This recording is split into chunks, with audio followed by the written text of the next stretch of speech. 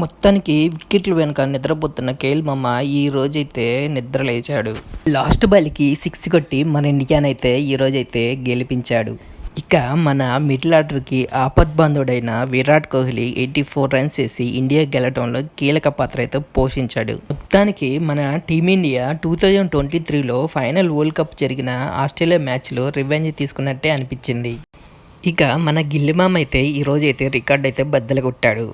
2023 world కప్లో ఆస్ట్రేలియాతో జరిగిన మ్యాచ్లో మన గిల్లిమమ్మ 4 రన్స్ మాత్రమే చేశాడు.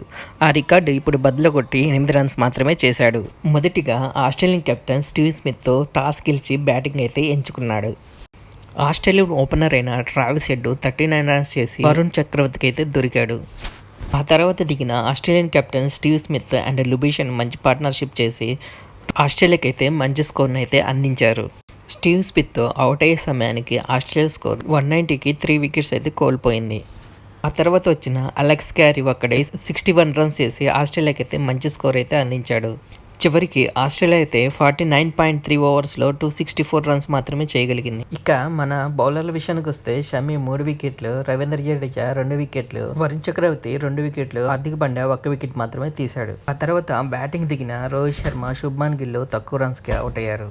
ఆ తర్వాత వచ్చిన విరాట్ కోహ్లీ 81 రన్స్ చేసి అలాగే అయ్యర్ 45 రన్స్ చేసి ఇండియాకి అయితే మంచి స్కోర్ అయితే అందించారు. ఆ తర్వాత వచ్చిన అక్షర్ పటేల్ తక్కువ స్కోర్కే అవుట్ అయ్యాడు. ఆ తర్వాత చివర్లో వచ్చిన హార్దిక్ పాండ్యా, కేఎల్ రాహుల్ ఆస్ట్రేలియా బౌలర్లకైతే చుక్కలైతే చూపించారు. చివర్లో మన కేఎల్ మామ 6 కొట్టి ఇండియాని అయితే గెలిపించాడు. అలాగే ఈ మ్యాచ్లో విరాట్ కోహ్లీ 81 రన్స్ చేసి మ్యాన్ ఆఫ్ ద మ్యాచ్గా నిలిచాడు. ఆస్ట్రేలియా ఈ మ్యాచ్ ఓడిపోవడానికి చాలా రీజన్సే ఉన్నాయి.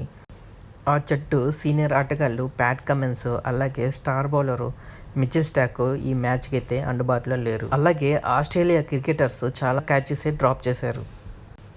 జట్టులోకి ఇన్ఎక్స్పీరియన్స్ ప్లేయర్ని తీసుకోవటం, వాళ్ళు సరిగ్గా పర్ఫామ్ చేయకపోవటం మెయిన్ కారణాలు.